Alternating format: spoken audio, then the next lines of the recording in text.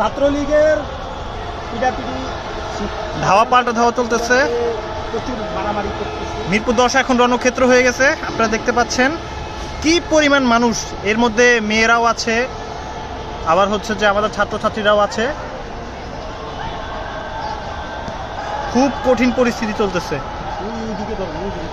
হ্যাঁ, রিক্সা তো ভেঙে দিচ্ছে। এটা কি ছাত্রলীগের বলা মানে? ওই যে একটা মেয়ে এর মধ্যে পড়ে গেছে। এটা কি ছাত্রলীগ? লাঠি নিয়ে আসছে যে।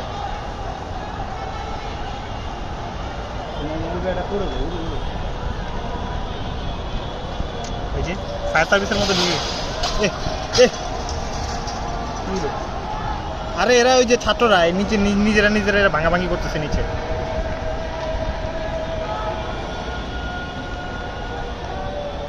বুঝলাম না তো, ছাত্রলীগের ছেলে মেয়ে হলো অল্প, এরা তো অনেক ছিল।